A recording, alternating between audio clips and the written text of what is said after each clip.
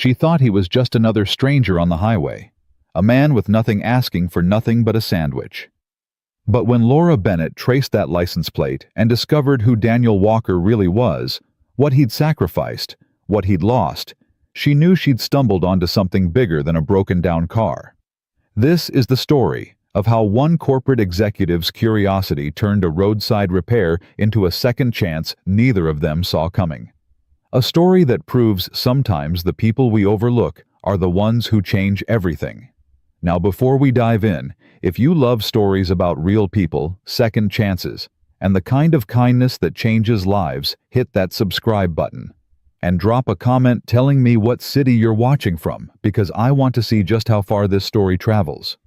Trust me, you're going to want to stick around until the very end of this one. Here's what nobody tells you about rock bottom. Sometimes you don't even realize you've hit it until someone stops to pull you back up. 47 minutes. Laura Bennett stared at her dashboard clock like she could will time to stop. 47 minutes before the presentation that would either make her career or bury it. 6 years of 80-hour weeks, missed birthdays, canceled vacations, all leading to this single morning. And her BMW was dead on I-90, steam pouring from under the hood, like her life was literally evaporating. Start. Please start. She twisted the key. Nothing but grinding metal. Her hands shook. No, no, no. She grabbed her phone. Black screen. Dead battery. Because of course it was. February wind cut through the cracked window sharp enough to make her eyes water. Or maybe that was panic. The Chicago skyline sat there in the distance mocking her. So close. Might as well be on Mars. 45 minutes now. A horn blared as a semi roared past close enough to shake her car. Laura pressed her palms against her eyes. This couldn't be happening. Not today. Not after everything. Then she heard it. An engine rough and loud pulling up behind her. She checked the mirror. A pickup truck that looked like it survived on duct tape and hope. Rusted. Battered. The kind of vehicle that made her German-engineered luxury sedan look obscene. Great. Some guy looking to overcharge her for a tow. But the man who stepped out didn't move like a con artist. He moved slowly, carefully, like someone rationing energy. 40 maybe. Flannel jacket with frayed cuffs. Jeans stained dark with oil. His face carried the kind of tired that sleep can't fix. Laura cracked her window halfway. You okay? His voice was quiet, gentle even. Car died. I don't know what happened. He walked closer, looking at the steam. Mind if I check? Every instinct screamed, don't trust strangers. But what choice did she have? Call a tow with a dead phone. Walk to downtown in heels. I can't pay much right now. My wallet's at home and my phone's dead and I have to be downtown in 40 minutes. Pop the hood, just like that. No negotiation, no price quote. Laura pulled the lever and watched him disappear behind the raised hood. All she could see was steam and his hands moving with unexpected precision. 43 minutes. What's your name? His voice came from somewhere in her engine. Laura Bennett. Daniel Walker. Can you fix it? Maybe. Radiator hose came loose. Not the worst thing. Not the worst thing. Easy for him to say. Laura couldn't just sit there while her life imploded. She got out, and the cold hit like a slap. She wrapped her coat tighter and walked to the front of the car. Daniel was bent over the engine hands, moving with confidence that seemed wrong for someone driving a truck held together with prayers. You do this for a living. Used to do something like it. His fingers tested a connection. Adjusted. Tested again. Used to. Pause. Longer than necessary. I work at a garage now. Small place. Something in his voice didn't match his words. Like he was reading lines from someone else's script. You're really good at this. She meant it. The way he moved, the speed of his diagnosis, this wasn't some random mechanic. Thanks. He glanced up and their eyes met for half a second. Long enough for Laura to see something broken living behind his face. Then he looked away. A car screamed past close enough that the wind nearly knocked her over. Daniel didn't flinch, just kept working like traffic wasn't rushing by 6 feet away at 70 miles an hour. 38 minutes. "You seem stressed." He said it so calmly it was almost funny. "I have a presentation, the most important one of my life, and I'm about to miss it because my car decided today was a good day to die." "Your car didn't decide anything. It's just a machine. Machines break." "Well, this one picked terrible timing." "Machines don't pick timing." Laura wanted to argue but couldn't. He was right, didn't make it less devastating. "What's the presentation about?" "Electric cars.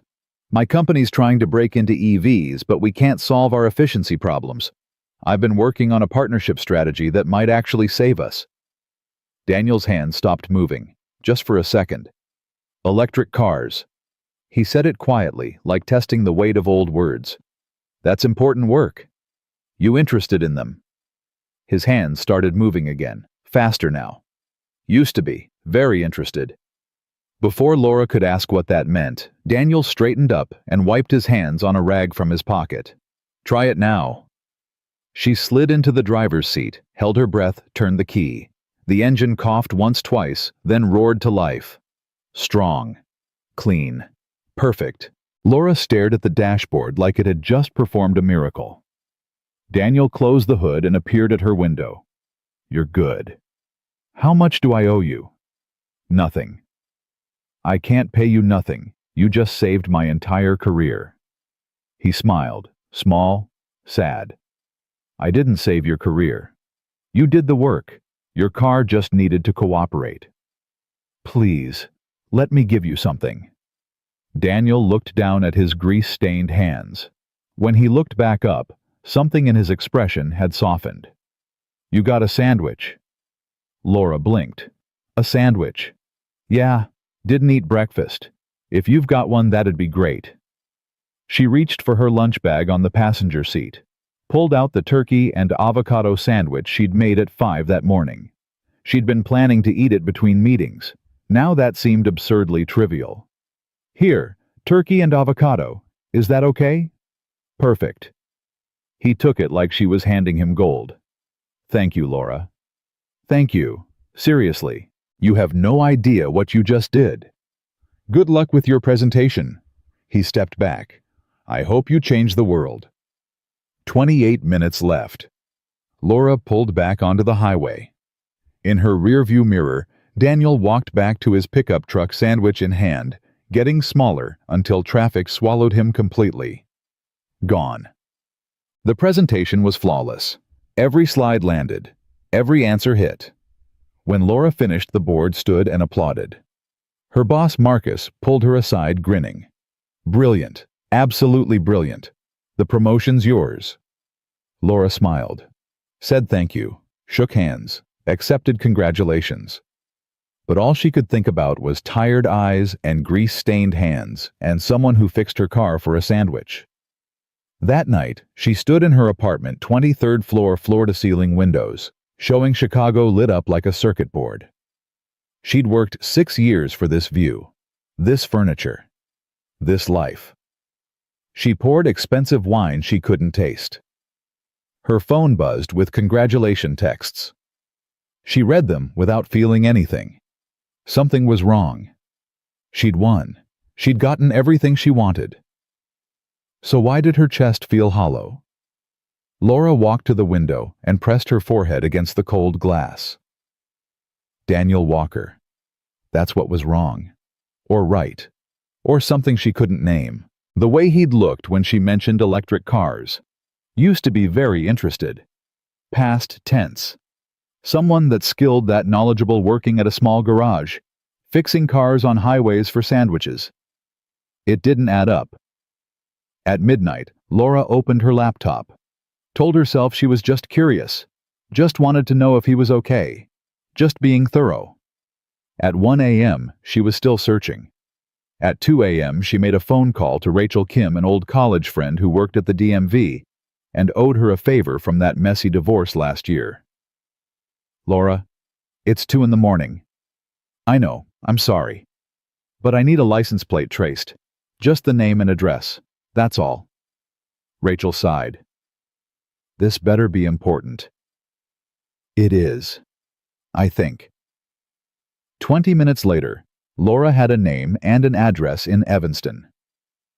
Then she found the news articles. And everything changed. Summit Technologies. Lead engineer. Daniel Walker. Breakthrough battery designs. Rising star. Genius-level innovations. Then 3 years ago, everything stopped. Elena Walker. Stage 4 cancer. 6 months of treatment. Medical bills that bankrupted them. And Daniel walked away from everything. His career, his research, his entire future. To take care of his daughter. Laura read article after article piecing together a story written in gaps and absences. Summit Technologies declined to comment. Former colleagues said Daniel just disappeared. Patents left unfinished. Projects abandoned mid-development. One quote from a former coworker stuck with her. Daniel was brilliant, could have changed the entire industry. Then he just vanished. We all thought he'd come back eventually. He never did. Laura closed her laptop at 3:30 in the morning. She should sleep, should be celebrating, should be planning her first week as senior VP. Instead, she stared at the address in Evanston and knew she was about to do something completely insane. Morning came too fast. Laura sat in her car outside a modest apartment complex, second-guessing everything. This was crazy. Showing up at a stranger's home, someone she'd met for 20 minutes on a highway. But she couldn't shake the feeling that yesterday wasn't random, that the universe or fate or simple dumb luck had put Daniel Walker in her path for a reason. She thought about his hands, the confidence in them, the knowledge. She thought about her company's failing EV division, the efficiency problems nobody could solve. She thought about second chances and what it means to waste brilliance. Laura got out of the car before she could change her mind. Apartment 3B. She knocked before her courage failed. The door opened slowly. Daniel stood there in a faded t-shirt and jeans, shock written across his face. Laura. Hi. I know this is insane, showing up like this. But I need to talk to you. He looked past her, checking the hallway like he expected cameras. How did you find me? I have a friend at the DMV. She traced your license plate. I know that sounds stalkerish. It is stalkerish. But after yesterday, I couldn't stop thinking about something you said. What did I say? That you used to be very interested in electric cars. His entire body language changed. Shoulders back, arms crossed, wall up. That was a long time ago. 3 years. You worked at Summit Technologies. You were their lead engineer. You had breakthrough patents, published research. You were brilliant. Daniel's expression went cold. You had no right to look into me. I know, you're right. But I had to understand why someone with your talent is fixing cars on the side of the highway. You know why? Your wife. I'm so sorry for what you went through. I can't imagine. If you came here for sympathy, I don't need it. His voice had an edge now. Protective. Angry even. And I definitely don't need some stranger showing up at my door digging into my past. I'm not here for sympathy. Laura held her ground. I'm here to offer you a job. Daniel stared at her. What? Harborline Motors. My company. Our EV division is dying because we can't solve efficiency problems that someone with your background could probably fix in a week. We need you.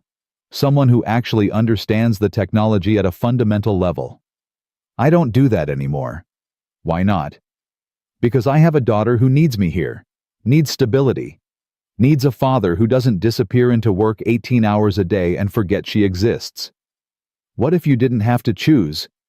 That's not how it works. I know. I lived it. Before Laura could respond, a small voice came from inside the apartment. Daddy, who is it? A girl appeared beside Daniel. 8 years old, dark curly hair, her father's eyes. star-covered pajamas, and a stuffed rabbit that looked older than she was. "This is Laura, sweetheart. Just someone I helped yesterday." The girl looked up at Laura with open curiosity. "Did you fix her car, Daddy?" "I did." "My dad can fix anything." Pure pride. Absolute certainty. Even hearts, I think. Laura felt something crack inside her chest. Not break. Crack open. Daniel's hand rested on his daughter's shoulder. "Go finish your breakfast, Sophie. I'll be right there." "Okay." Sophie disappeared back inside. Daniel stepped into the hallway and pulled the door almost closed behind him. "I appreciate the offer." His voice was quiet now, tired. "But I'm not that person anymore. I can't be. Because of Sophie. Because I already lost Elena. I won't lose her too." Something fierce entered his voice. "I won't let work steal what time I have with my daughter. Not again. Never again." There it was. The guilt. Laura saw it clearly now. Not just grief, but crushing guilt for time-lost moments, missed a wife who died while he was too busy chasing innovation to notice she was slipping away. "Daniel, what if? You don't understand." He cut her off. "When I worked at Summit, I was consumed. Elena was too. We both were. Chasing breakthroughs, racing deadlines, pushing for more and better and faster. We told ourselves we were building a future, but we were losing the present, losing each other. By the time we realized it, by the time we slowed down enough to see what we'd done," his voice caught. "The cancer had already taken root. The doctors said if we'd caught it earlier, if we'd been paying attention instead of working 90-hour weeks, if we'd noticed she was tired all the time, losing weight, looking pale." He looked at the door behind him where his daughter was eating breakfast. "I won't do that to Sophie. I won't make her grow up wondering why I chose work over her. Why I missed her childhood because I was too busy being brilliant. My daughter deserves better than the father I was. She deserves the father I'm trying to be now." Laura waited. Let the silence hold space for everything he'd just said. Then, quietly, "What if you could be both?" You can't be both. That's the lie they sell you. Work-life balance, having it all. It's not real. What if I told you our company has mandatory parental leave, flexible schedules, work-from-home options? What if I told you we're not asking you to sacrifice Sophie? We're asking you to show her that it's okay to start again. That losing someone doesn't mean losing yourself too. Daniel shook his head, looked at his hands. Those capable hands that had once designed revolutionary battery systems and now fixed radiator hoses for sandwiches. "I left that world, all of it. The pressure, the politics, the constant pushing. It nearly destroyed my family. It did destroy my marriage. I can't go back." "I'm not asking you to go back. I'm asking you to move forward." "It's the same thing." "Is it?" Laura stepped closer, not crowding him, but present. Real. "You're using your brain right now at maybe 10% capacity, fixing cars that any decent mechanic could handle. You're hiding. And maybe you needed to hide for a while. Maybe you needed to grieve and heal and be present for Sophie. But Daniel, it's been 3 years. At some point, hiding becomes wasting, and I don't think you want to waste what Elena saw in you." He flinched like she'd hit him. "Don't bring her into this." "She's already in this. She's in every choice you make. Every time you tell yourself you're not good enough or smart enough or worthy enough to try again, that's grief talking, not love." "You don't know anything about my wife." "You're right, I don't." Laura met his eyes. "But I know what it's like to wake up and realize you're living someone else's life because you're too afraid to try for what you actually want." Daniel studied her face. Really looked at her. "Is that what you are afraid?" Terrified.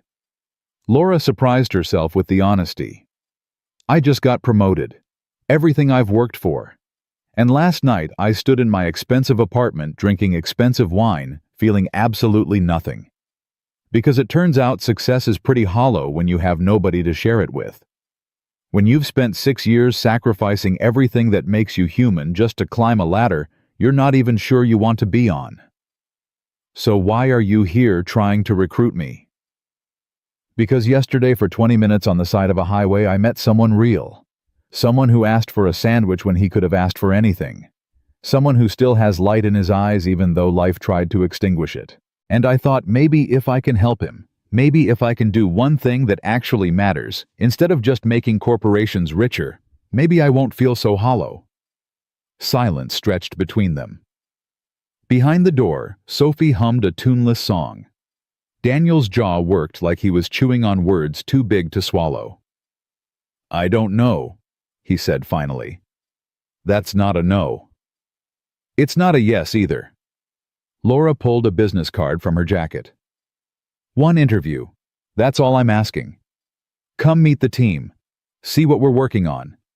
If it's wrong, you walk away. No pressure. No obligation. But if it's right, if this is the second chance you didn't know you were looking for, she held out the card. Daniel looked at it like it might explode. Then slowly he took it. I'll think about it.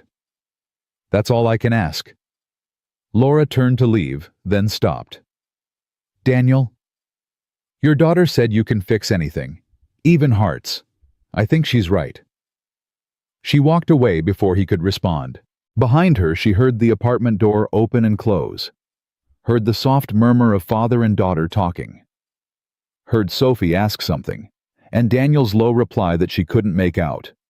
Laura sat in her car and realized her hands were shaking. She'd just stalked a stranger, showed up at his home, and tried to recruit him based on nothing but intuition and 20 minutes of conversation. This was either genius or insanity. Maybe both. Her phone buzzed. Marcus wanting to know when she could start in her new role. Laura stared at the message, then back at the apartment building. Something was happening here. Something that felt like fate, or purpose, or the universe course correcting. She didn't know what. Didn't know if Daniel would call. Didn't know if she'd just made the best decision of her life, or completely sabotaged it. But for the first time in 6 years, sitting in her car outside a modest apartment building in Evanston, Laura Bennett felt something other than hollow. She felt alive. Inside apartment 3B, Daniel stood at the kitchen table holding Laura's business card while Sophie ate cereal. Who was that lady, Daddy? Daniel looked at his daughter. At her bright eyes and easy smile and the way she swung her feet because they didn't quite reach the floor yet. At everything he'd fought to protect. Someone offering me a job. A good job. Maybe. I don't know yet. Sophie tilted her head, studying him the way only children can, seeing straight through to truth. You should go talk to them. You're really smart, Daddy. You should show people. I show you. That's enough. Mommy would want you to show other people too. Daniel's breath caught. Sophie almost never mentioned her mother. The grief counselor said that was normal. That kids process loss differently. That one day she'd talk about Elena more freely. How do you know what Mommy would want? Because she was smart too. And she always said, hiding your light doesn't make the darkness any smaller. It just makes everything darker. Daniel stared at his 8-year-old daughter, wondering when she'd become so wise. He looked down at the business card. Laura Bennett, Senior Vice President of Strategic Development, Harborline Motors. Cell phone number written on the back in neat handwriting. Outside through the window he could see her car still parked on the street. She hadn't left yet. Was she waiting? Hoping second, guessing her own insane gesture. Sophie slid off her chair and walked over, wrapping her small arms around his waist. You fixed that lady's car, Daddy. You can fix other things too. You can fix anything. Even hearts, Daniel thought. Even broken ones that don't know how to start again. He looked at the card, at the phone number, at the possibility written in ink and offered by a stranger who had no reason to believe in him except that she did. Maybe Sophie was right. Maybe Elena would want him to try. Maybe hiding wasn't the same as protecting. Maybe it was just another way of being afraid.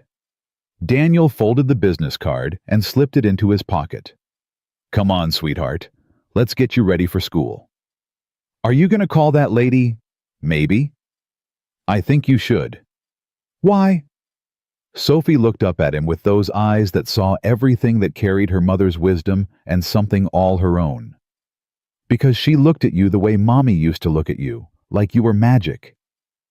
And with that, Sophie skipped off to her room to get dressed, leaving Daniel standing in the kitchen with a business card burning a hole in his pocket, and his daughter's words echoing in the space his wife used to fill. Like you were magic. Daniel pulled out the card one more time, ran his thumb over the embossed letters. Through the window, Laura's car pulled away from the curb and disappeared into morning traffic. But her card stayed in his hand, and for the first time in 3 years, Daniel Walker let himself imagine something other than survival. He let himself imagine possibility. 3 days passed before Daniel called. Laura was in a budget meeting when her phone buzzed. She glanced down, saw the unfamiliar number, almost ignored it. Something made her answer. Hello. Laura, it's Daniel. Daniel Walker. Her heart jumped. She stood up from the conference table, ignoring Marcus's questioning look. Excuse me, I need to take this. She walked into the hallway, closed the door. Daniel, hi. Is the offer still open? Yes, absolutely yes. Silence on the other end. She could hear him breathing, gathering courage. I can come in Thursday, if that works. Sophie has early dismissal that day, so I'd need to be done by 2. Thursday's perfect. 2 o'clock's perfect. Whatever you need. I'm not making any promises. This is just an interview. I understand. And if I don't like what I see, I walk. No hard feelings. No hard feelings. Laura pressed her back against the wall, trying to keep her voice steady. Daniel, thank you for calling. Don't thank me yet. I might waste your time. You won't. After he hung up, Laura stood in the empty hallway holding her phone, grinning like an idiot. Marcus opened the conference room door. Everything okay? Everything's better than okay. I think I just found the person who's going to save our company. Marcus raised an eyebrow. The mechanic from the highway. The engineer from Summit Technologies. Laura, we've been trying to recruit top talent for months. What makes you think some guy who's been out of the field for 3 years is going to solve problems our entire team can't crack? Because he's brilliant, and he's hungry, and he's got nothing to lose. Or everything to lose. People don't walk away from careers like that for no reason. His wife died. He's been taking care of his daughter. Marcus's expression softened slightly. That's rough, but it doesn't mean he's still got the skills. 3 years is a long time in this field. Trust me. I do trust you. That's why I'm letting you set up this interview. But Laura, don't get your hopes up too high. We need someone who can deliver results, not someone we feel sorry for. Laura met his eyes. I'm not asking you to feel sorry for him. I'm asking you to give him a chance to show you what he can do. Thursday morning arrived wrapped in rain and doubt. Laura got to the office early, prepared the conference room, made sure the coffee was fresh. At 9:45, she checked her phone for the 10th time. No messages, no cancellations. At 9:58, reception called. Laura, there's a Daniel Walker here to see you, and he has a child with him. Laura's heart sank. He brought Sophie. That meant he didn't have childcare. That meant he was already struggling with logistics. That meant this might not work. She pushed the thoughts away. Send them up. When the elevator doors opened, Daniel stepped out, looking uncomfortable in khakis and a button-down shirt that was slightly too big. Sophie held his hand wearing a school uniform and that same stuffed rabbit. I'm sorry, Daniel said immediately. Half day got canceled. Teacher's conference or something. My neighbor who usually watches her got sick. I can reschedule if... It's fine. Laura knelt down to Sophie's level. Hi, Sophie. Remember me? Sophie nodded, shy now in this unfamiliar place. We have a really nice break room with books and games. Would it be okay if you hung out there while your dad and I talk? Sophie looked up at Daniel. He squeezed her hand. I'll be right down the hall, sweetheart. 30 minutes, maybe an hour tops. Okay, Daddy. Laura led them to the break room, got Sophie set up with coloring books and juice. The little girl settled in quickly, already absorbed in choosing the perfect crayon color. Daniel watched his daughter like he was memorizing her. She'll be fine, Laura said softly. I promise. I know. It's just, I don't leave her much, except for school. How often do you get out for yourself? Not often. He tore his eyes away from Sophie. Should we do this? The conference room held 5 people. Marcus, 2 engineers from the EV division, the VP of operations, and Laura. They stood when Daniel entered, shook his hand, made polite small talk. Laura watched their faces. Skeptical, polite, already dismissive. Marcus started. Mr. Walker, thanks for coming in. Laura speaks very highly of you. I appreciate the opportunity. I have to be honest, when she told me about your background, I was impressed. Summit Technologies does incredible work. But I'm curious why you left, and why you've been out of the field for 3 years. Daniel's jaw tightened, but his voice stayed steady. My wife was diagnosed with stage 4 cancer. Treatment was aggressive, time-consuming, expensive. I left to take care of her and our daughter. I'm sorry for your loss. Marcus meant it. But that's a significant gap. Technology moves fast. What makes you think you can just step back in? I don't think I can just step back in. I know it'll be a learning curve, but the fundamentals don't change. Battery chemistry, energy density, thermal management. Those principles are constant. Tom Chen, the lead engineer, leaned forward. We've been wrestling with efficiency loss in our battery cells. Heat dissipation during rapid charging causes degradation. We've tried everything.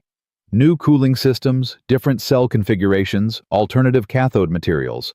Nothing's working. Have you looked at the separator membrane? Tom blinked. The separator? That's not where the heat issue is. Maybe not directly, but if your separator's thermal conductivity is too high, you're transferring heat between cells faster than your cooling system can compensate. Creates hotspots. Accelerates degradation. Silence around the table. Tom exchanged glances with his colleague. We hadn't considered that. It's easy to miss. Everyone focuses on active cooling when sometimes the answer is better passive thermal management at the cellular level. Marcus leaned back in his chair. What would you do differently? Depends on your current setup. But generally, I'd look at ceramic-coated separators. Better thermal stability, lower conductivity between cells. Might cost more up front, but you'd see significantly better longevity and performance. We tried ceramic separators 2 years ago. They were too brittle, cracked during assembly. What supplier did you use? Tom named a company. Daniel nodded. They had manufacturing defects in their 2023 production run, class action lawsuit. But there are 3 other suppliers doing ceramic coating now with better quality control. Did you test those? Tom looked uncomfortable. No. After the first attempt failed, we moved on to other solutions. Daniel didn't gloat, didn't push, just stated facts. Marcus studied him carefully. You seem very current for someone who's been out of the field. I read. A lot. Patent filings, research papers, industry news. Just because I wasn't working doesn't mean I stopped learning. Why? That was Janet Park, VP of Operations. If you'd left that world behind, why keep up with it? Daniel was quiet for a moment. When he spoke, his voice carried something raw. Because it's who I am.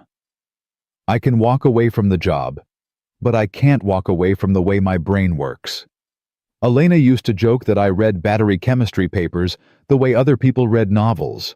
For fun, for the puzzle of it. That didn't stop when she died. If anything, it got worse. Late nights when I couldn't sleep when the house was too quiet, I'd read. Research. Follow developments. It was the only thing that made sense when nothing else did. The room shifted. Something in his honesty cracked through their skepticism. Marcus glanced at Laura. She kept her face neutral, but inside she was screaming, "Yes, see, I told you." "Okay," Marcus said. "Let's say we're interested. What would you need from us? What would make this work?" "Flexible hours. I need to drop Sophie at school and pick her up. I need to be present. Really present. Not just physically there, but mentally there. If she has a school play, I go. If she's sick, I stay home. If you can't give me that, this doesn't work. I don't care how good the opportunity is." "That's fair. We have flexible scheduling, work from home options. And I need to ease in, not jump straight into full-time. Maybe start part-time, build up as Sophie adjusts. She's been through a lot. Lost her mother, had me home constantly for 3 years. Big changes scare her." Janet nodded. "We can accommodate that." Daniel looked around the table, at these people who held his future in their hands. "I need you to understand something. I was good at what I did, really good. But I'm not that person anymore. I'm slower now, more careful. I second-guess myself more because I know what it costs to get things wrong. I won't work 80-hour weeks, won't sacrifice my daughter for innovation. If that's what you need, I'm not your guy." "What we need," Marcus said carefully, "is someone who can think differently, who can see problems our team keeps missing. From what Laura tells me, and from what I'm seeing here, you might be that person." Tom Chen spoke up. "Would you be willing to look at our current battery design? Give us your assessment. We could do it as a consulting project, pay you for your time, see if there's a fit before we commit to anything permanent." Daniel considered. "How long would that take?" "A week maybe, to review everything and give us feedback. And I could do it mostly from home." "Absolutely." Daniel pulled out his phone, checked the time. "I need to get Sophie. She gets anxious in new places." "Of course." Laura stood. "Let's go get her." As they walked toward the break room, Marcus caught Laura's arm. "He's good, really good. But I'm worried about the commitment level. Can he really do this job and be present for his daughter?" "Yes." "You sound sure." "I am sure. Because he's not doing this despite Sophie. He's doing it for her. To show her that losing someone doesn't mean losing yourself. That's a different kind of motivation. Stronger." In the break room, Sophie had fallen asleep on the couch, rabbit clutched to her chest, coloring book open beside her. Daniel's entire face softened when he saw her. He knelt beside the couch, gently touched her shoulder. "Sophie, sweetheart, time to go." She blinked awake, confused for a moment, then saw her father and smiled. "Did you get the job, Daddy?" "Maybe. They want me to help them with a project first." "That's good." Sophie sat up, rubbing her eyes. "You're really smart. They should want your help." Laura watched Daniel help his daughter with her coat, the gentle way he fixed her hair, the patience in every movement. This was a man who'd learned what mattered, who'd paid the highest price for that lesson. They walked to the elevator together. Sophie held Daniel's hand and looked up at Laura. "Do you work here?" "I do." "Is it fun?" Laura laughed. "Sometimes. Is school fun?" "Sometimes. Mostly I like reading and art. Math is hard." "Math is hard," Laura agreed. "Your dad's really good at math, though." "I know. He helps me with homework. He makes it make sense." The elevator arrived. Daniel turned to Laura. "Thank you. For this. For believing I could do it when I didn't believe it myself." "You've got this. I know you do." As the doors closed, Laura caught Sophie's voice. "I like her, Daddy. She's nice." And Daniel's soft reply, "Yeah, she is." Laura walked back to the conference room. Marcus and the team were still there debating. "Well?" she asked. Marcus grinned. "Send him the contract for the consulting project. Let's see what he's got." That night, Daniel sat at his kitchen table with laptop borrowed from the library and 300 pages of technical specifications Laura had emailed. Sophie was asleep. The apartment was quiet except for the hum of the refrigerator and distant traffic. He opened the first file and started reading. Within 20 minutes, he'd found 4 significant problems. Within an hour, he'd mapped out potential solutions to 3 of them. By midnight, he was sketching designs that made his hands shake with excitement he hadn't felt in 3 years. This wasn't just fixing a car on the highway. This was creating something new, solving puzzles nobody else could solve, using his brain the way it was meant to be used. Daniel's phone buzzed. Text from Laura. "How's it going?" He typed back. "Found some issues. Think I can help." 3 dots appeared, disappeared, appeared again. "I knew you could. Get some sleep." He smiled at the screen, then looked at the research spread across his table. Sleep could wait. For the first time in 3 years, Daniel Walker had something worth staying awake for. The week flew by in a blur of analysis and late nights and video calls with Tom's engineering team. Daniel worked after Sophie went to bed before she woke up during lunch breaks at the garage. His boss noticed his distraction, but didn't say anything. The work was still getting done. Friday afternoon, Daniel submitted his report. 47 pages. Detailed analysis. 6 major recommendations. Complete redesign of the battery thermal management system. Laura called 20 minutes later. "Daniel, the team just read your report." His stomach dropped. "And Tom says it's brilliant. Marcus wants to offer you a full-time position. Senior engineer, flexible hours, work from home 3 days a week. Starting salary $85,000 with performance bonuses." Daniel sat down hard on his couch. 85,000. More than he'd made at Summit. More than he'd dreamed of making again. "Daniel. You there?" "I'm here. That's a lot." "It's what you're worth." "What do you say?" He looked around his small apartment, at Sophie's drawings on the refrigerator, at the worn furniture and the life they'd built from ruins. Safe, small, predictable.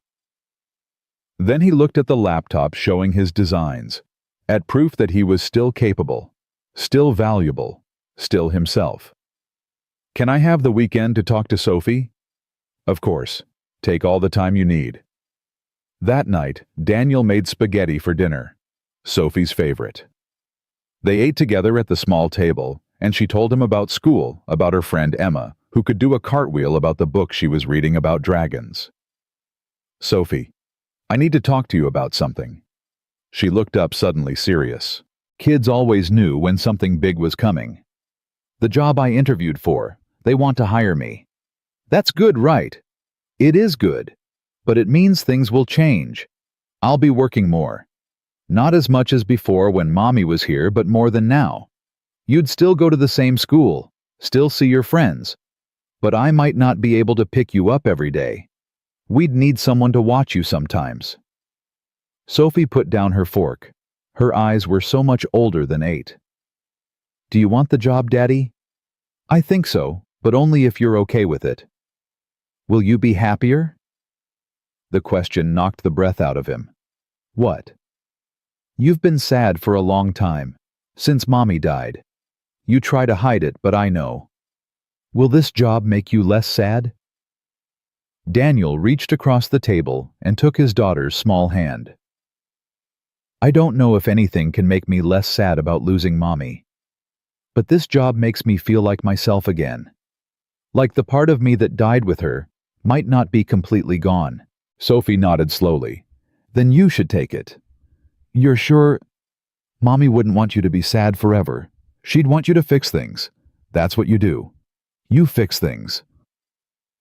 Daniel pulled his daughter into his lap and held her tight. This wise little person who carried her mother's heart. "When did you get so smart?" "I've always been smart. You just don't notice because you're busy being sad." He laughed through tears. "You're right. I'm sorry." "It's okay, Daddy. You can be sad and happy at the same time. That's allowed." Monday morning, Daniel called Laura. "I'm in." He heard her exhale like she'd been holding her breath all weekend. Yeah.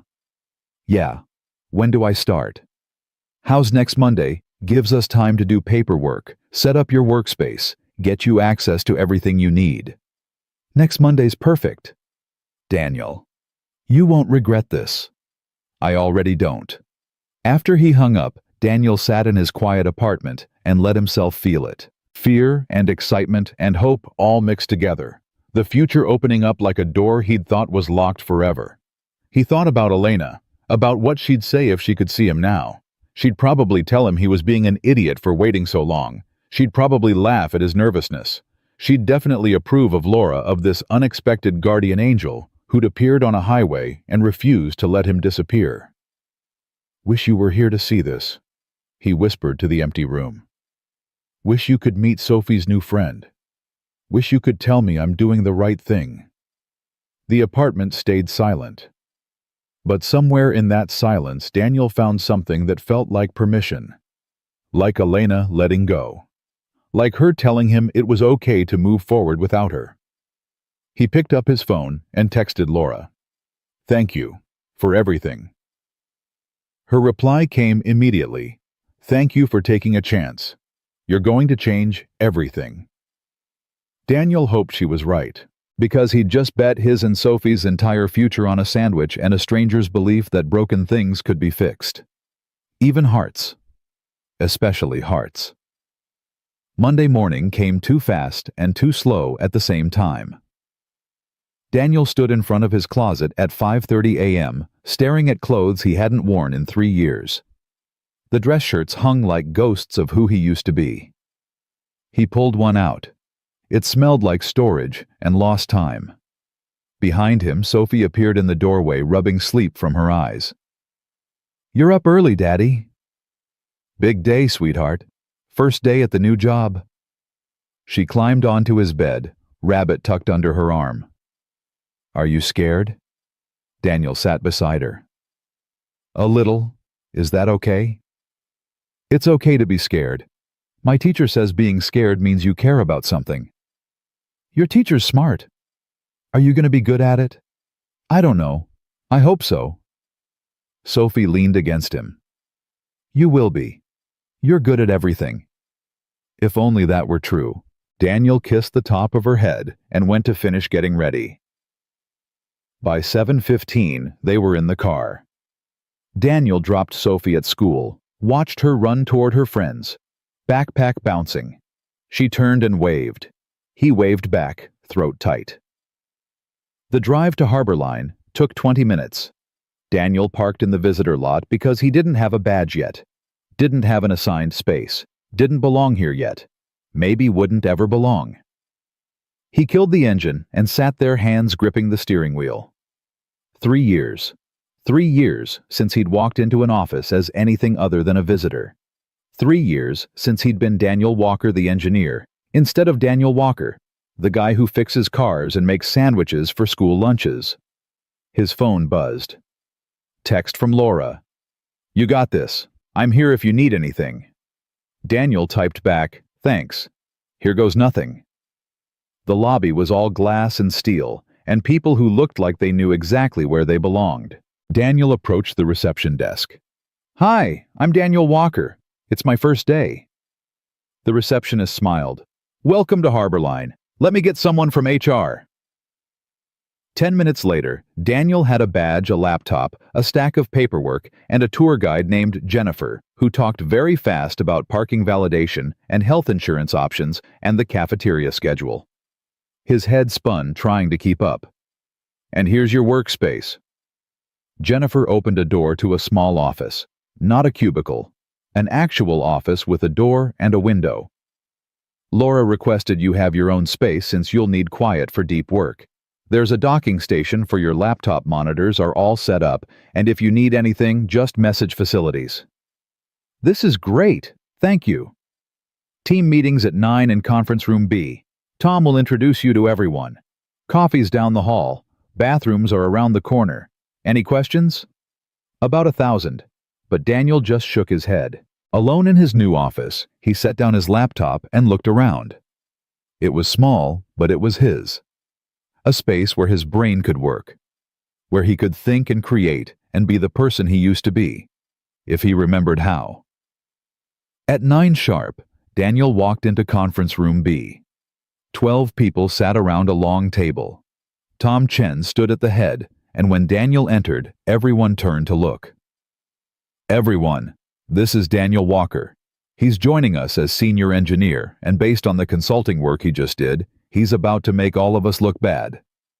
Polite laughter. Daniel forced a smile. Tom went around the table. Names Daniel immediately forgot. Titles that meant nothing yet. Faces that blurred together into a wall of strangers who all seemed to know exactly what they were doing while he felt like a fraud in a borrowed shirt. Daniel want to give us a quick background. Every eye on him. Daniel's mouth went dry. Sure. I worked at Summit Technologies for 8 years, focused on battery efficiency and thermal management. Left 3 years ago for personal reasons. Been out of the field but stayed current with research. Glad to be here. Short. Professional. Didn't mention Elena or cancer or the nights he spent reading papers to keep from drowning in grief. Daniel's already identified some significant issues with our current design. Tom pulled up slides. He's going to lead the redesign of our thermal management system. It's ambitious, aggressive timeline, but if anyone can pull it off, I think he can. Daniel's stomach dropped. Lead the redesign. He thought he'd be contributing, helping, not leading. A woman named Rachel raised her hand. What's the timeline? 6 weeks to initial prototype, 3 months to production ready. That's impossible. We've been working on this for a year. Which is why we need fresh eyes. Daniel, you want to walk us through your preliminary design? Daniel hadn't prepared a presentation, hadn't expected to present anything today, but he pulled out his laptop connected to the screen and opened his files. The core issue is heat transfer between cells. Current spacing and separator materials create hot spots that accelerate degradation. He pulled up schematics. By switching to ceramic-coated separators and adjusting cell spacing, we can reduce heat transfer by 30%.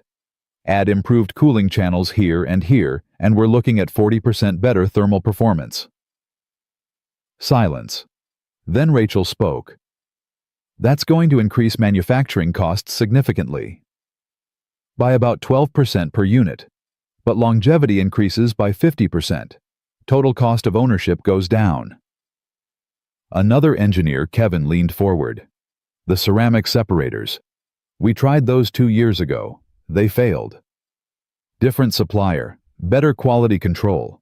I've contacted 3 manufacturers who can meet our specs. You've already contacted them. Tom looked surprised. Last week, during the consulting project. Wanted to verify feasibility before proposing anything. Tom grinned. See, this is why we hired him. The meeting continued another hour. Technical debates. Questions Daniel mostly could answer. A few he couldn't. Each time he said, "I don't know," felt like failure, like proof he didn't belong here. When it finally ended, Daniel escaped back to his office and closed the door. His hands were shaking. His shirt was soaked with sweat. 6 weeks to redesign something the team had struggled with for a year. 3 months to production. And somehow he was supposed to lead this. A knock on his door. Laura poked her head in. How's it going? Terrifying. She stepped inside and closed the door. Tom says you crushed it in the meeting. Tom's being nice. I didn't know half the answers. Nobody knows all the answers on day 1, Daniel. You'll figure it out. What if I can't? What if I'm too rusty, too slow, too far behind? Laura sat in the chair across from his desk. Then you'll learn. You'll catch up. You'll ask questions. That's what everyone does. Everyone else hasn't been gone for 3 years. No, but everyone else isn't you. She leaned forward. I've seen a lot of engineers, Daniel.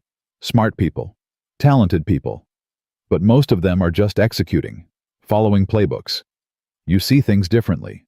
You think differently. That's rare. That's valuable.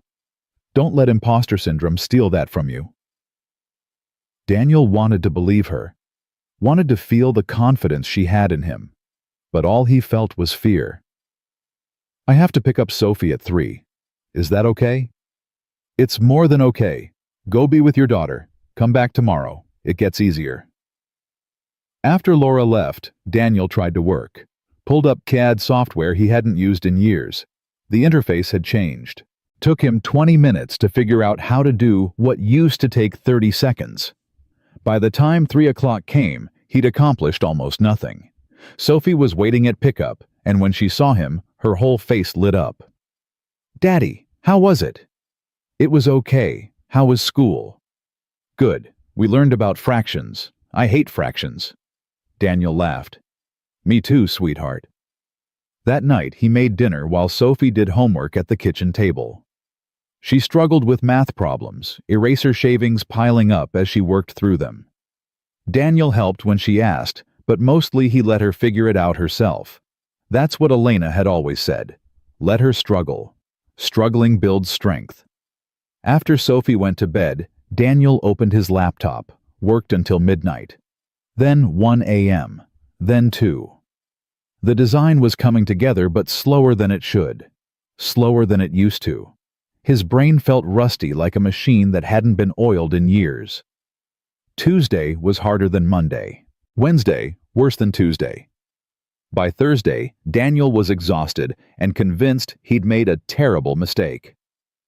Tom called him into his office Thursday afternoon. "How are you settling in?" "Fine." A lie. "You look tired." "I'm fine." Another lie. Tom studied him. "Daniel, I need you to be honest with me. Can you do this? Because if the timeline's too aggressive, we can adjust. We can bring in more people to help, but I need to know now." Daniel thought about Sophie, about the salary that let him pay rent without panic, about the chance to be himself again. "I can do this." "You sure?" "I'm sure." Tom nodded slowly. "Okay." "But Daniel, asking for help isn't weakness. It's strategy." After work, Daniel picked up Sophie and took her to the park. She played on the swings while he sat on a bench watching. Another parent sat nearby, a woman typing on her phone. Sophie ran over breathless. "Daddy, can you push me?" Daniel stood and pushed his daughter on the swings higher and higher, her laughter cutting through his exhaustion. This was why he was doing it. Not for himself. For her. To show her that starting over was possible. That falling down didn't mean staying down. "Higher, Daddy." He pushed higher. She shrieked with joy. When they got home, there was a box on his doorstep. Daniel opened it. Inside were books. Advanced battery technology, thermal management systems, latest research compilations, and a note in Laura's handwriting. Thought these might help. "You're not alone in this." Daniel stood there holding the note, something cracking in his chest. He wasn't alone. For 3 years, he'd been alone. Him and Sophie against the world. But now, there was Laura. There was Tom. There was a team of people who believed in him even when he didn't believe in himself. Friday morning, Daniel came in early. Before anyone else arrived, he spread his designs across the conference room table, looked at them with fresh eyes, saw the problems clearly now, saw the solutions too. When Tom arrived at 7:30, Daniel was already working. "You're here early." "Couldn't sleep. I think I've been approaching this wrong." "How so?" "I've been trying to redesign the whole system. But we don't need to redesign everything. Just 3 key components. Focus here, here, and here. Leave the rest unchanged. Cuts development time in half." Tom looked at the designs. "This could work." "It will work. I need to run simulations to confirm, but the math checks out." "When did you figure this out?" "About 4 a.m. Tom laughed. "You're doing it again, aren't you? The all-nighter thing?" "It's not an all-nighter if you go to sleep eventually." "Daniel, pace yourself. This is a marathon, not a sprint." But Daniel was already lost in the designs. Fingers flying across his keyboard. The rusty machine of his brain finally starting to turn smoothly again. The next 3 weeks blurred together. Early mornings. Late nights after Sophie slept. simulations and prototypes and tests, small victories and crushing setbacks. The team rallied around Daniel's design, each person contributing pieces. Rachel handled material sourcing. Kevin managed manufacturing specs. Tom ran interference with upper management. And Laura checked in daily. Sometimes just a text. Sometimes coffee on his desk. Sometimes sitting in his office while he worked, not saying anything, just being present. "You don't have to babysit me," Daniel said one evening. "I'm not babysitting. I'm keeping you company." "I'm working." "I know. I like watching you work. You get this look.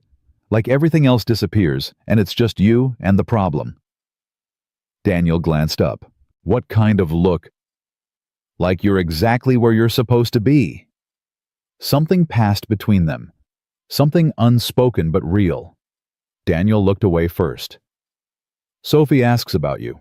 Wants to know when you're coming over for dinner. Tell her any time. I make terrible spaghetti, but I'm excellent at ordering pizza."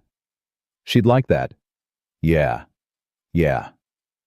Friday evening, 3 weeks into the project, Marcus called an emergency meeting. Daniel's stomach dropped. Emergency meetings meant problems, meant delays or budget cuts or cancellations. But when he walked into the conference room, the entire executive team was there. Board members, people in expensive suits who made decisions about the company's future. Marcus stood. "Daniel, thanks for joining us. We've been reviewing the progress on the battery redesign. We're impressed. Very impressed." Daniel's mouth went dry. "Thank you. So impressed that we want to accelerate the timeline. We've got investors coming in 4 weeks. We need a working prototype to show them. Can you do it?" 4 weeks. They'd been working for 3, and still had 6 more planned. 4 weeks was impossible. Daniel thought about Sophie, about the salary, about what failure meant.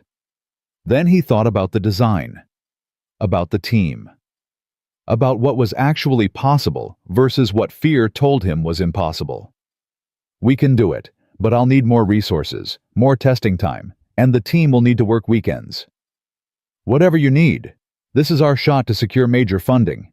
We need to nail this." After the meeting, Daniel sat in his office, head in his hands. 4 weeks. He'd just committed to the impossible. Tom knocked and entered. "You okay?" "I just promised them something I'm not sure we can deliver." "We'll deliver. I've seen what you can do, Daniel. When you're locked in, you're unstoppable." "I haven't been unstoppable in 3 years." "Maybe you just needed something worth being unstoppable for." That weekend, Daniel brought Sophie to the office. He had to work, had no other option, and his neighbor was out of town. Sophie sat up in his office with books and her tablet while Daniel worked in the lab. Laura found them there Saturday afternoon. Sophie was reading while Daniel ran simulations at his desk. "You're both here." Sophie looked up and grinned. "Hi, Laura." "Hi, sweetheart. What are you reading?" "Harry Potter, the 3rd one. It's really good." Laura sat beside her. "That's my favorite one. Have you met Sirius yet?" "Just. He seems nice." "He's the best. Hey, I have an idea. Why don't you and I go get lunch while your dad works? Give him some quiet time." Daniel looked up. "You don't have to do that." "I want to. Sophie and I can hang out. Girl time." Sophie's eyes lit up. "Can we, Daddy?" Daniel hesitated. He barely let Sophie out of his sight except for school. The thought of her being somewhere he couldn't immediately reach her made his chest tight. But he looked at Laura's open, honest face, at Sophie's hopeful expression. "Okay, but keep your phone on. Always." He watched them leave together, Sophie's small hand in Laura's larger one, chattering about her book.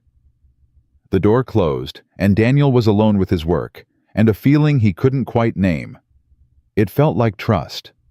Like letting go just enough to let someone else in. Like maybe they weren't alone anymore, him and Sophie. Like maybe family could be built, not just born into. He turned back to his simulations and worked. 2 hours later, his phone rang. Laura's voice came through bright and breathless. "We're at the aquarium. Sophie wanted to see the beluga whales. They're incredible. You should see her face." In the background, Daniel heard Sophie squealing with delight. "She's okay.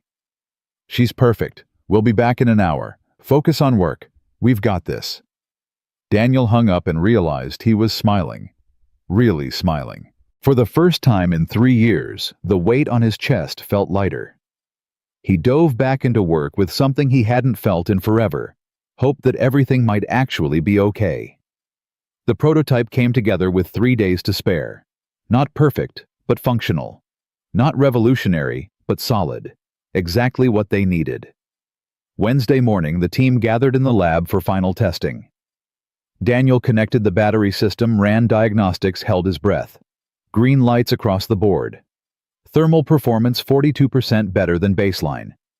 Charging efficiency up 37%. Every metric better than projected. Tom clapped him on the shoulder. "You did it. We did it. No, you did it. This was your vision. We just helped build it." That night, Daniel took Sophie out for ice cream. They sat at a plastic table under fluorescent lights and talked about nothing important.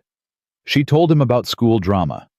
He told her about molecules. Neither of them understood what the other was saying, but it didn't matter. "You seem happier, Daddy." "I am happier. Because of your job. Because of a lot of things. The job, you, Laura, all of it."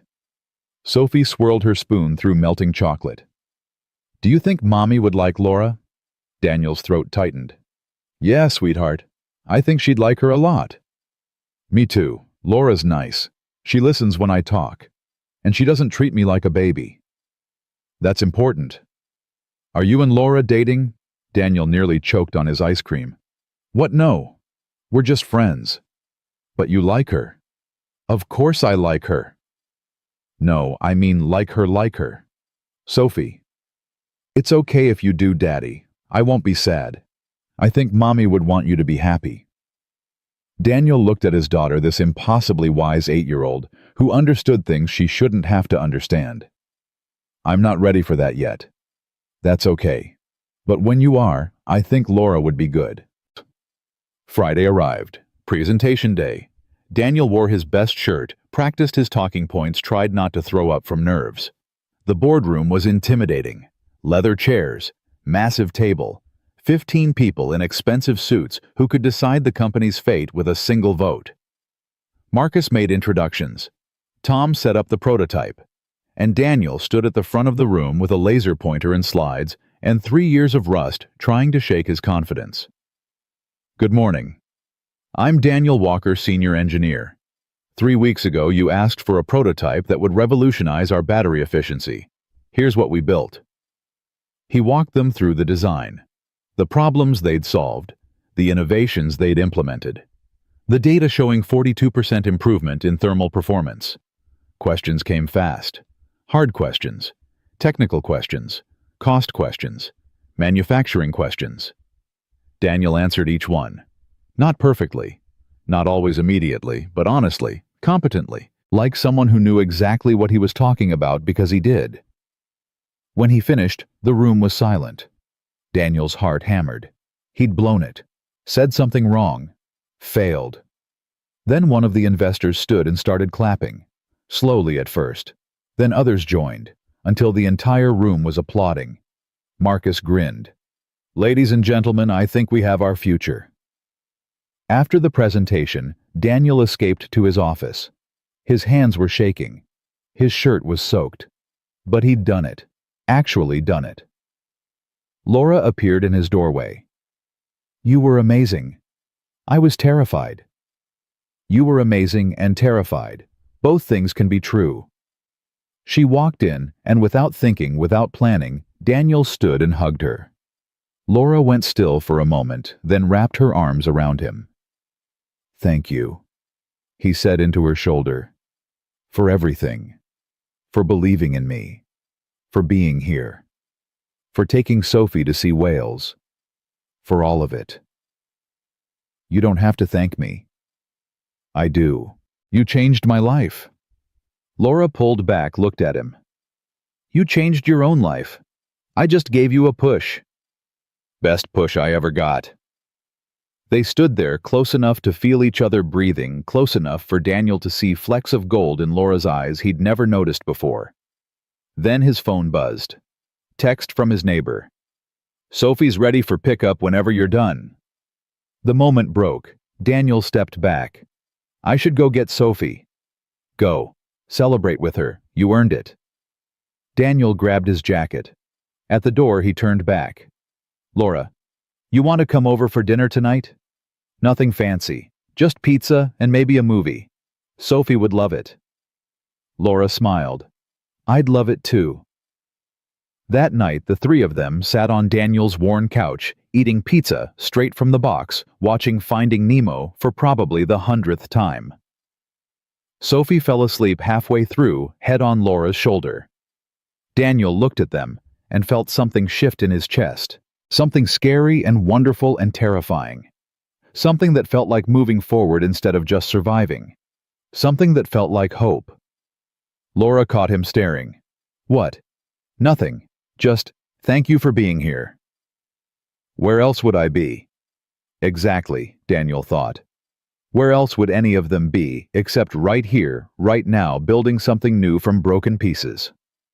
Outside Chicago, traffic hummed. Inside, his daughter slept, and his maybe more than friend smiled at him. And for the first time in 3 years, Daniel Walker felt like he was exactly where he was supposed to be. The movie credits rolled, and Laura shifted carefully, trying not to wake Sophie. Daniel stood and gently lifted his daughter, carrying her to bed. She mumbled something about fish and buried her face in his shoulder. Night, sweetheart. He tucked her in, kissed her forehead, closed the door halfway. The nightlight cast soft shadows across her room. When he returned to the living room, Laura was cleaning up pizza boxes. You don't have to do that. I know. She folded the boxes neatly. But I want to. They worked in comfortable silence, tidying the small space. Daniel washed dishes while Laura wiped down the counter. Domestic. Easy. Like they'd done this 1,000 times before. She really loves you, you know, Daniel said quietly. Sophie. She talks about you constantly. Laura smiled. The feeling's mutual. She's an amazing kid. She is. I don't know how I got so lucky. You're a good father, Daniel. She's lucky too. He dried his hands on a towel, turned to face her. They were close in the small kitchen, close enough that he could smell her perfume, something light and clean. Laura, I need to tell you something. She went still. Okay. When you showed up at my door that day, I thought you were crazy. Some corporate executive stalking me, offering me a job I didn't deserve. I almost didn't call you back. What changed your mind? Sophie. She said you looked at me the way Elena used to look at me, like I was magic. Daniel's voice caught. I haven't felt like magic in 3 years. Haven't felt like anything except broken. But you saw something in me I couldn't see in myself, and I don't know how to thank you for that. Laura stepped closer. You don't have to thank me. Watching you come back to life these past few weeks has been thanks enough. It's more than that, though. You've become family, to both of us. And I just wanted you to know that you matter, that we'd be lost without you. Daniel. His phone rang. The shrill sound shattered the moment. Daniel glanced at the screen. Marcus. I'm sorry. I have to take this. Laura nodded, stepped back. The space between them felt suddenly vast. Marcus, everything okay? More than okay. The investors just committed. $50 million. They want to move into production immediately. Board meeting Monday to finalize everything. Daniel, you did it? You saved the company. Daniel's legs went weak. He sat down hard on the couch. $50 million. $50 million. And they specifically cited your design as the reason. You're about to become very valuable to this company. After hanging up, Daniel just sat there, phone in hand, trying to process. Laura sat beside him. Good news. The investors committed. $50 million. We're moving to production. Daniel, that's incredible. It doesn't feel real. It's real. You earned this. He looked at her, this woman who'd changed everything, and felt something shift inside his chest. Something that felt like possibility. Like maybe he could have more than just survival. Maybe he could have happiness too. But before he could say anything, Laura stood. I should go. It's late. You've had a big day. Stay. The word came out before he could stop it. I mean, it's late. You could take the couch. I don't want you driving tired. Laura studied his face. Whatever she saw there made her nod slowly. Okay. Just tonight. Daniel gave her blankets and a pillow, said goodnight, went to his room. But he didn't sleep. Just lay there staring at the ceiling, thinking about $50 million and second chances, and the woman sleeping 20 feet away who'd made all of it possible. In the living room, Laura didn't sleep either. She lay on the couch listening to the quiet sounds of the apartment and wondering when exactly she'd fallen for Daniel Walker, when helping him had turned into needing him, when his success had become more important than her own. Morning came with Sophie jumping on Daniel's bed. Daddy, Laura's still here. Can we make pancakes? Daniel groaned and checked his phone. 6:30. Sophie, it's Saturday. We could sleep in. But Laura's here. We should make pancakes. In the living room, Laura was already awake folding blankets. Morning. Sorry I tried to keep her quiet. It's fine. Apparently we're making pancakes. They cooked together in the cramped kitchen, Sophie directing like a tiny general. Daniel handled the batter while Laura manned the griddle. They bumped into each other, laughed, worked around each other with surprising ease. Over breakfast, Sophie talked non-stop about her week, her friends a field trip coming up to the Science Museum. Can Laura come, Daddy, please? Sophie, Laura has work. Actually, I'm off that day. Laura smiled at Sophie. I'd love to come, if it's okay with your dad. Daniel looked at his daughter's hopeful face, at Laura's genuine smile, and felt his resistance crumble. Okay, Laura can come. Sophie cheered and threw her arms around Laura's neck. Over Sophie's shoulder, Laura met Daniel's eyes. Something passed between them. Something unspoken but understood. They were becoming something. He didn't know what yet, but something. Monday morning brought the board meeting Daniel had been dreading. He sat at the massive conference table, surrounded by executives and lawyers, and people who spoke in acronyms he barely understood. Marcus presented the investor deal. $50 million in exchange for 20% equity. Production timeline. Marketing strategy. Distribution plans. Then he turned to Daniel. Our success here is built entirely on the innovation of our engineering team, led by Daniel Walker. Daniel, can you give us a production timeline? Every eye turned to him. Daniel pulled up his presentation, forced his voice steady. Initial production run in 8 weeks. Full-scale manufacturing in 6 months. We've streamlined the supply chain, identified backup suppliers for critical components, and built in quality control checkpoints at every stage. Questions came. Daniel answered them. Not always perfectly, but confidently. Like someone who knew his stuff because he did. At the end, the board voted unanimously to approve the deal. After the meeting, one of the board members approached Daniel. Harold Chen, 60-something, sharp eyes, reputation for being impossible to impress. Mr. Walker, that was an impressive presentation. Thank you, sir. I understand you left Summit Technologies 3 years ago. Personal reasons. Daniel's shoulders tensed. That's correct. I also understand your wife passed away. Cancer. I'm sorry for your loss. I appreciate that. Harold studied him carefully. My wife died 5 years ago. Heart attack. Sudden. No warning. I thought my life was over. Thought I'd never be able to work again. Never be able to focus on anything except the loss. Daniel didn't know what to say. Just waited. But here's what I learned. The best way to honor the people we've lost is to keep living. Keep creating. Keep pushing forward. Your wife would be proud of what you're doing here. You didn't know my wife. No, but I know grief. And I know what it takes to climb out of it. You're doing good work, son. Don't let anyone tell you otherwise. After he left, Daniel stood in the hallway feeling like he'd been punched. In a good way, in a way that made breathing easier. Laura found him there. You okay? Yeah, just had an unexpected conversation. Good unexpected or bad unexpected? Good, I think. Someone understood something I didn't think anyone could understand. She squeezed his hand. Brief, gentle, but it steadied him. That week blurred into action.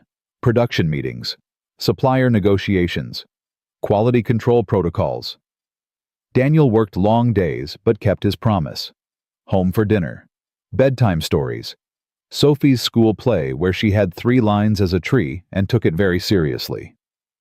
Laura came to the play too, sat beside Daniel in the uncomfortable auditorium chairs and clapped louder than anyone when Sophie delivered her lines perfectly.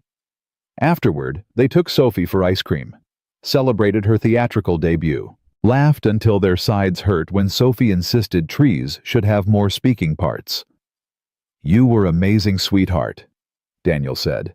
I only had 3 lines. Best 3 lines in the whole show, Laura added. Sophie beamed. Next year I'm going to audition for a person, maybe even the lead. You'd be great as the lead. Daniel meant it. Walking back to the car, Sophie ran ahead. Laura walked beside Daniel, their hands almost touching. She's going to break hearts someday, Laura said. Don't remind me, I'm not ready for that. Are you ready for anything? Laura asked quietly. Daniel stopped walking, looked at her. Really looked. I don't know. Maybe. Are you asking about something specific? Laura's cheeks flushed. No, never mind. But Daniel caught her hand before she could walk away. Laura, what are we doing here? What do you mean? I mean us, this, whatever this is, because it feels like more than friendship, more than gratitude, and I need to know if I'm imagining that or if you feel it too. Sophie called from the car.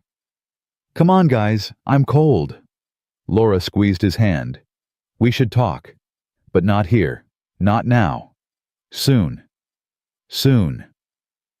That night Daniel lay in bed thinking about Laura's hand in his, about the way she looked at him, about the terrifying, wonderful possibility that maybe he could have this. Maybe he was allowed to be happy again. His phone buzzed. Text from Laura.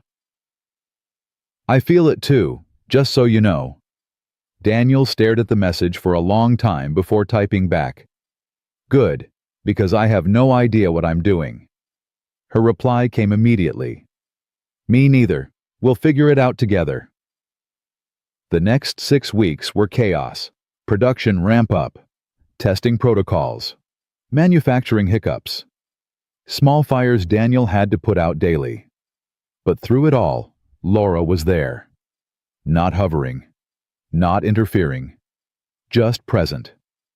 A steady point in the storm. They started having coffee together every morning. Started texting throughout the day. Small things, stupid things. Photos of Sophie. Complaints about meetings. Inside jokes nobody else would understand. Sophie noticed, of course. Kids always noticed. Are you and Laura boyfriend and girlfriend now? It's complicated, sweetheart. Why? Because grown-up relationships are complicated. That's a dumb answer. Daniel laughed. You're right, it is. Honestly, I don't know what we are yet, but I like her. A lot. Do you love her? The question knocked the breath out of him. Sophie. It's okay if you do, Daddy. I told you already. I think Mommy would want you to be happy. And Laura makes you happy. I can tell. When did you get so wise? I've always been wise. You just don't listen. Daniel pulled his daughter into a hug, this impossible kid who understood everything. I love you. You know that. I know. I love you too.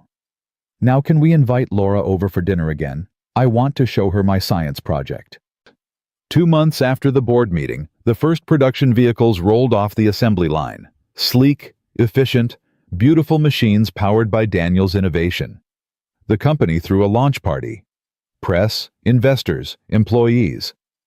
Daniel stood with Tom watching the first car drive demonstration laps around a test track. "You did it," Tom said. "Actually did it. We did it, the whole team." "No, this was you, your vision, your design. Own it, Daniel." Marcus approached with champagne and a grin. "Gentlemen, I'd like to propose a toast. To Daniel Walker, the engineer who saved Harborline Motors, and to the future we're building together." Everyone raised glasses. Daniel felt overwhelmed, grateful, terrified, all of it at once. Laura appeared beside him, beautiful in a black dress that made his heart stutter. "You clean up nice," she said. "You too. I mean, you always look nice, but especially tonight." She laughed. "Smooth, Walker. Very smooth." "I never claimed to be smooth." "Lucky for you, I like awkward engineers." The party continued around them. Music, conversation, celebration. But Daniel only had eyes for Laura. "Dance with me," he said suddenly. "Here now." "Why not?" She took his hand and let him lead her to the makeshift dance floor. They swayed together, barely moving, just being close. "Thank you," Daniel said against her hair. "For all of it. For believing in me. For being here. For everything." "You keep thanking me. You need to stop." "I can't. You changed my life." Laura pulled back, looked up at him. "You changed your own life, Daniel. You did the work. Made the sacrifices. Built something incredible. I just gave you a push. Best push I ever got." They danced in silence for a moment. Then Laura spoke, her voice barely audible over the music. "I'm falling for you. Just so you know. Have been for weeks, maybe months. And it terrifies me because I don't know if you're ready. If Sophie's ready. If any of this is a good idea. But I can't pretend anymore. I can't keep acting like this is just friendship when it feels like so much more." Daniel stopped moving, his heart hammered against his ribs. "Laura, you don't have to say anything. I just needed you to know. Needed to be honest instead of hiding how I feel. I'm falling for you too." The words came out rushed, raw, true. "Have been since that morning you showed up at my door looking terrified and determined and completely insane. But I'm scared. Scared of failing. Scared of hurting you. Scared of what it means to let someone in after Elena. I'm scared too. But maybe that's okay. Maybe being scared means we're doing something that matters." Daniel cupped her face in his hands. "I don't know how to do this. Haven't dated in 15 years. Haven't thought about anyone except Elena and Sophie. I'm going to mess this up. Probably multiple times. I'll mess it up too. We'll figure it out together. Sophie likes you. Loves you, actually. She'll be okay with this. And you... Will you be okay with this?" Daniel looked at this woman who'd saved him without asking for anything in return. Who'd seen him at his worst and believed he could be better. Who'd become family without either of them quite meaning for it to happen. "Yeah, I'll be okay with this. More than okay." He kissed her, soft and tentative at first, then deeper, real. Right there in the middle of the party with everyone watching and nobody caring because this moment belonged to them. When they broke apart, Laura was smiling. "So, is this the part where we talk about what happens next?" "I think so. But can we do it tomorrow, when I'm not terrified and overwhelmed and completely out of my depth?" "Tomorrow works. But Daniel, we're doing this, you and me, really doing this." "Yeah, we are." The party wound down.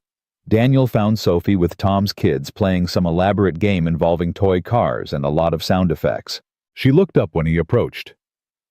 "Ready to go home, sweetheart? Can Laura come?" Daniel glanced at Laura, who'd followed him over. "Do you want to come?" "Always." In the car, Sophie chattered about the party, the cars, the food. But when they pulled up to the apartment, she went quiet. "Daddy, are you and Laura together now, like boyfriend and girlfriend?" Daniel met Laura's eyes in the rearview mirror. She nodded slightly. "Yeah, sweetheart, we are. Is that okay?" Sophie was quiet for a long moment, long enough that Daniel's chest tightened with worry. Then she unbuckled and threw her arms around both of them from the back seat. "Finally, I've been waiting forever for you guys to figure it out." Daniel laughed, relief flooding through him. Daddy, you're smart about cars and batteries and stuff, but you're really dumb about people." Laura cracked up. "She's not wrong. Thanks for the support." Inside the apartment, Sophie got ready for bed, while Daniel and Laura sat on the couch. Close, but not touching. Still figuring out how to be this new thing they'd become.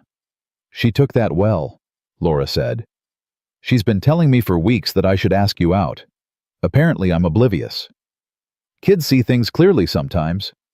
Sophie appeared in her pajamas, rabbit tucked under her arm. She climbed onto the couch between them. "Laura, can I ask you something?" "Of course, sweetie." "Are you going to be like a mom to me, because I don't really remember my real mom very much, and that makes me sad sometimes?" Daniel's throat closed. He started to speak, but Laura beat him to it. "Sophie, I will never try to replace your mom. She was special and important, and she loved you so much. But I would love to be someone who cares about you and helps take care of you and is here for you whenever you need me, if that's okay with you." Sophie nodded seriously. "That's okay. I'd like that." "And Sophie," Laura continued gently, "it's okay that you don't remember your mom very much. That doesn't mean she's not part of you. She's in your smile and your laugh and the way you see the world. Your dad can tell you stories about her so you know who she was.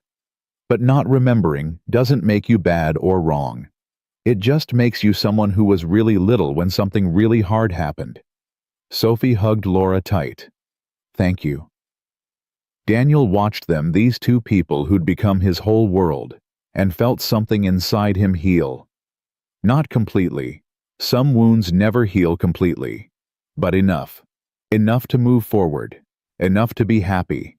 Enough to build something new from broken pieces. That night, after Sophie fell asleep, and Laura left with promises to see them tomorrow, Daniel stood in his daughter's doorway watching her sleep. She looked peaceful, content, happy. "We're going to be okay, Elena." He whispered to the darkness. "I think we're actually going to be okay. I hope that's all right with you. I hope you understand. I hope you'd like her. I think you would. She's kind and strong, and she loves Sophie almost as much as I do. Almost as much as you did." The apartment stayed silent. But somehow in that silence, Daniel found peace. Monday morning brought new challenges. Production scaling issues, supplier delays, regulatory hurdles. But Daniel tackled each problem with renewed energy. He had something to work for now. Not just survival, not just getting through, but building, creating, living. Laura stopped by his office at lunch with sandwiches. "Turkey and avocado," she said, handing him one. Seemed appropriate. Daniel laughed. "Full circle, huh?" "Something like that." They ate together in comfortable silence. Then Laura spoke. "I talked to Sophie's school this morning. There's a mother-daughter event next month. Science fair prep. She asked if I could go with her since you're working. Is that okay?" Daniel's heart swelled. "More than okay. Thank you. I'm not trying to overstep, She asked, and I want to be there for her." "Laura, you're not overstepping. You're becoming exactly what we need. What we've needed for a long time. Thank you for seeing us, for choosing us. Thank you for letting me in." That afternoon, Marcus called Daniel to his office. He looked serious, concerned even. "Daniel, sit down. We need to talk." Daniel's stomach dropped. "Is something wrong?" "Wrong, no. The opposite, actually. The investors want to expand. Open a second facility, scale production faster, and they want you to lead it. Head of engineering for the entire company. Significant raise, stock options. The works. Daniel stared. Head of engineering. You've earned it. Your design is revolutionizing our entire product line. We want to build on that. But Daniel, I need to know you're ready, because this is bigger than what you're doing now. More responsibility, more pressure, more everything. Daniel thought about Sophie, about Laura, about the life they were building, about what Elena would want, about what he wanted. I'm ready, but I need to keep my flexible schedule. Still be there for Sophie. Still be present. That's non-negotiable. Marcus grinned. I expected nothing less. Congratulations, Daniel. You've earned this. That night, Daniel took Sophie and Laura out to celebrate. They went to Sophie's favorite restaurant, ordered too much food, laughed until their faces hurt. Daddy's the boss now, Sophie announced to anyone who'd listen. Not exactly the boss, sweetheart, just a bigger role. Still counts. We should celebrate. Laura raised her water glass. To new beginnings, to second chances, to families we choose and futures we build. They clinked glasses. Sophie insisted on making a toast too. To Daddy being the smartest person ever, and to Laura being the nicest, and to us being a family. Daniel's eyes burned. He looked at his daughter, at Laura, at the life he never thought he'd have again. To us. He agreed. To family. Outside the restaurant, Sophie ran ahead to look in store windows. Daniel caught Laura's hand. I love you. He said it simply, honestly. I know it's fast. I know we're still figuring things out. But I love you, and I needed you to know. Laura's eyes filled with tears, happy ones. I love you too, both of you, so much. They kissed in the middle of the sidewalk while Sophie pretended not to watch and grinned like she'd planned this all along. Maybe she had. Kids were smart like that. Walking home through Chicago streets hand in hand, Sophie between them, swinging their arms, Daniel felt something he hadn't felt in 3 years. Complete, whole, home. The broken places weren't gone. They'd never be gone. Elena would always be part of him, part of Sophie, part of their story. But broken things could be beautiful too, could be transformed into something new and strong and worth holding on to. Daniel Walker had learned that lesson the hard way. But standing there with his daughter, and the woman he loved, watching traffic flow and life continue all around them, he was grateful for every hard moment that had led him here. To this. To them. To hope. To a future built from kindness and second chances and one sandwich that changed everything. 6 months passed like water through fingers, fast and slow at the same time. Each day bringing new challenges, new victories, new moments that stitched themselves into the fabric of their lives. Daniel's promotion changed everything and nothing. He worked longer hours but smarter, delegated better, trusted his team, and every single day he was home for dinner. Every single school event he was there. Every bedtime story, every morning pancake, every ordinary Tuesday that made up the architecture of Sophie's childhood. Laura moved in on a rainy Saturday in September. Not officially, just gradually. A toothbrush appeared in the bathroom. Then clothes in the closet. Then her laptop on the kitchen table. Until one day, Daniel realized she'd been staying over more nights than not, and Sophie had stopped asking when Laura was coming home because Laura was already home. Is this okay? Laura asked one morning, folding laundry that had somehow become communal. Me being here so much, I don't want to rush things. Daniel wrapped his arms around her from behind. You're not rushing anything. You're exactly where you're supposed to be. Sophie's okay with it. Sophie told me last week that we should hurry up and get married already because she's tired of having 2 bedrooms for her stuff. Laura laughed. She said that she's very practical, gets it from her mother. Laura turned in his arms. Which mother? The question hung between them.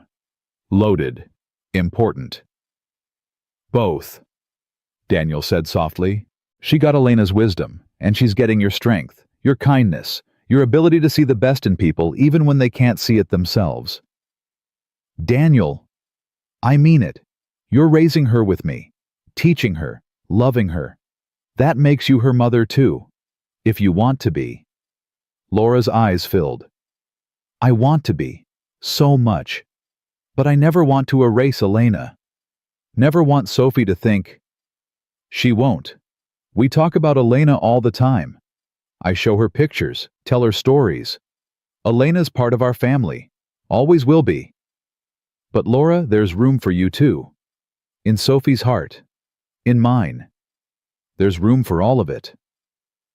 They held each other in the kitchen while coffee grew cold and morning light filled the small apartment. Outside, the city woke up. Inside, a family continued learning how to be whole. October brought unexpected news. The Industry Awards Committee announced their nominations for Engineer of the Year. Daniel's name was on the list. Top 3. The ceremony would be in December. Tom burst into Daniel's office waving his phone. Did you see? I saw. It's crazy. It's not crazy. It's deserved. Your design changed everything. Not just for us, but for the entire industry. Everyone's trying to copy what you did. They can't. Daniel allowed himself a small smile. I've got 4 more patents pending. We're 2 years ahead of anyone else. Exactly. Which is why you're going to win this thing. There are 2 other nominees, both with decades more experience. Neither of them revolutionized battery technology in their first year back in the field. You did. After Tom left, Daniel sat at his desk, staring at the nomination email. Engineer of the Year. Him. The guy who'd been fixing cars for sandwiches less than a year ago. The guy who'd thought his career was over. The guy who'd given up. Except he hadn't given up.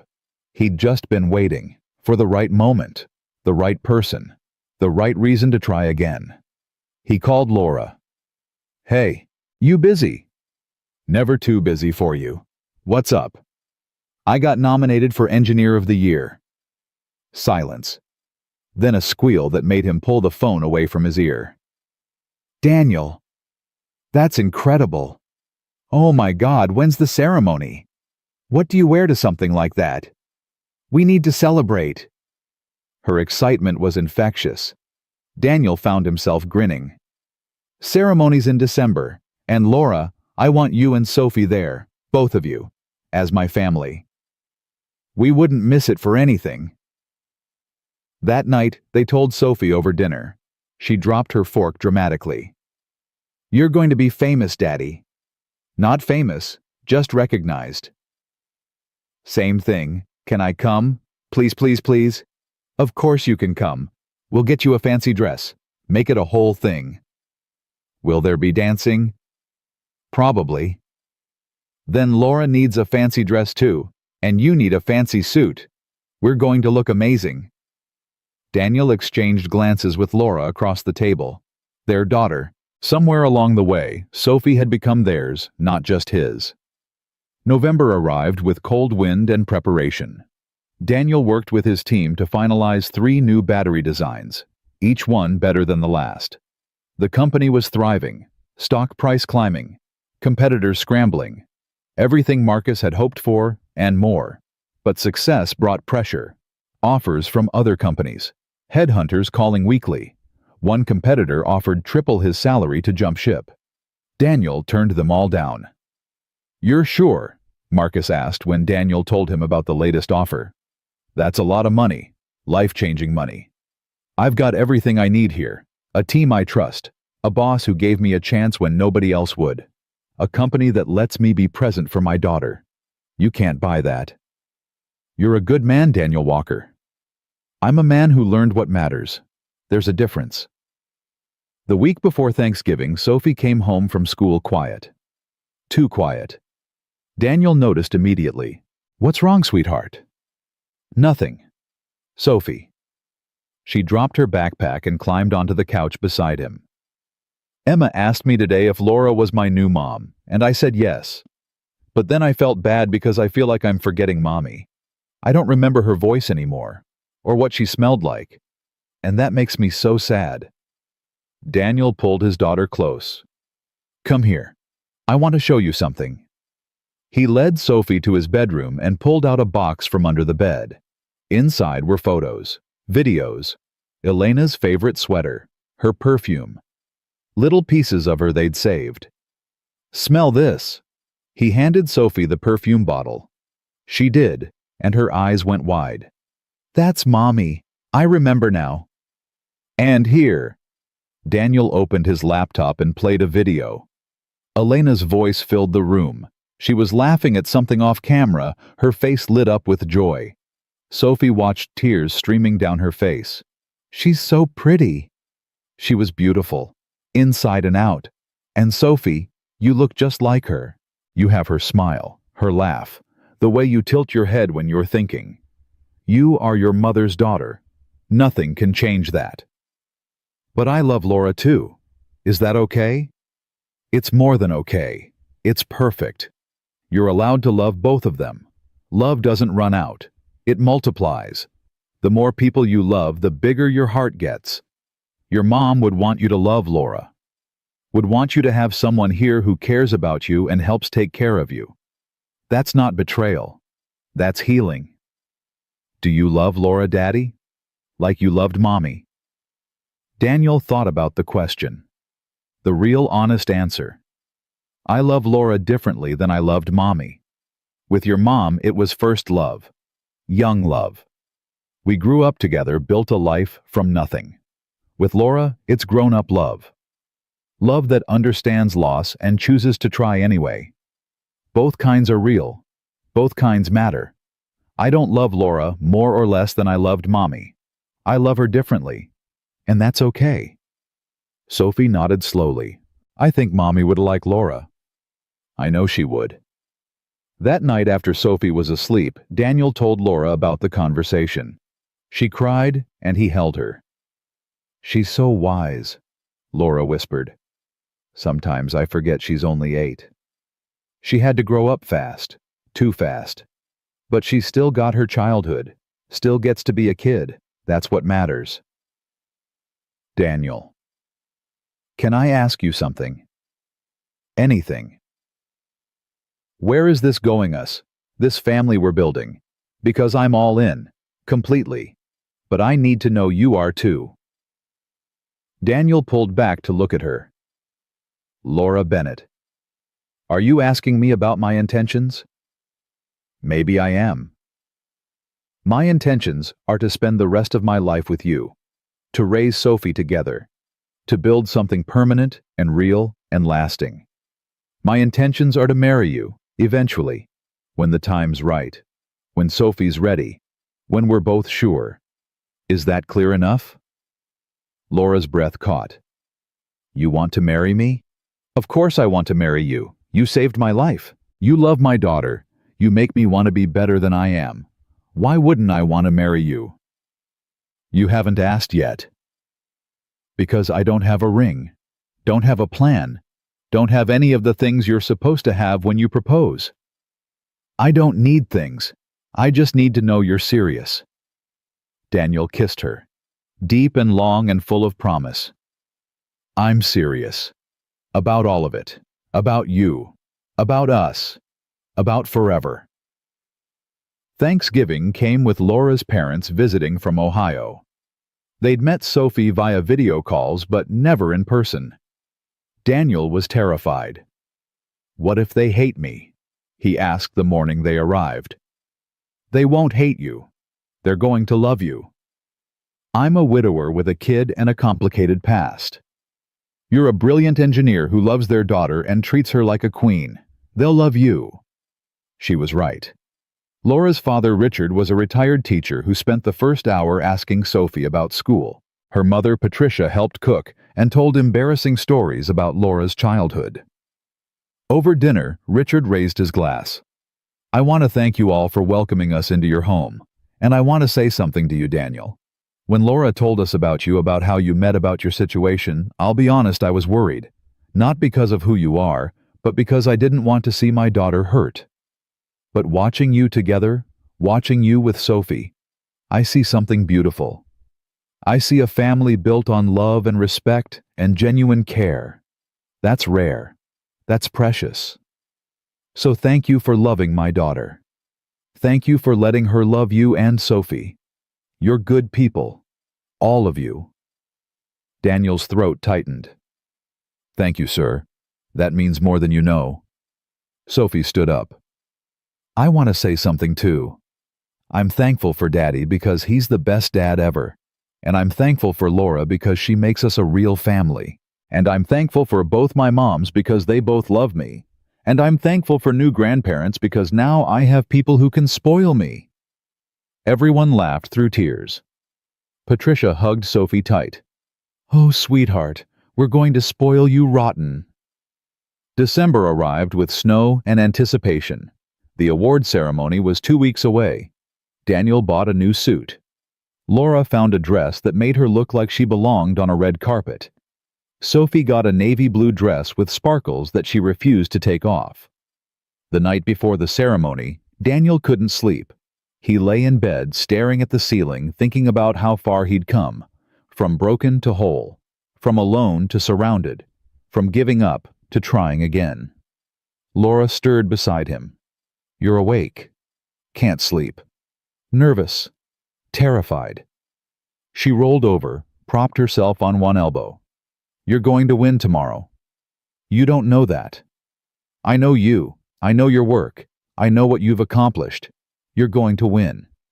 And if I don't, then we go home, eat ice cream, and celebrate anyway, because you've already won, Daniel. You got your life back. You got Sophie back. You got us. Everything else is just bonus. He pulled her close. How did I get so lucky? A car broke down. You stopped to help. And the universe decided to reward kindness. Best breakdown ever. The ceremony was held in a massive hotel ballroom downtown. Crystal chandeliers, round tables with white linens, 500 people in formal wear. Daniel felt completely out of place. Sophie gripped his hand. This is fancy, Daddy. It really is. You look handsome, though, like a prince. And you look like a princess. Their table was near the front. Tom and his wife, Marcus and his husband, Rachel from the team, and Daniel's family, Laura and Sophie. The people who mattered most. Dinner was served, speeches were given, awards for various categories. Then the announcer stepped up to the microphone. And now for our final award of the evening, Engineer of the Year. This award recognizes not just technical excellence, but innovation that transforms our industry. This year's nominees represent the best of the best. The winner is someone who, after a significant personal tragedy, returned to the field and within 1 year revolutionized battery technology, leading to breakthroughs that will impact sustainable transportation for decades to come. Daniel's heart hammered. Sophie squeezed his hand. Laura smiled at him. The Engineer of the Year award goes to Daniel Walker of Harborline Motors. The room erupted in applause. Daniel sat there stunned. Sophie jumped up and down. Laura kissed his cheek. Go get your award. Daniel walked to the stage in a daze, shook hands with the presenter, accepted a crystal trophy that caught the light like a promise, stepped up to the microphone. 500 people stared at him, waiting.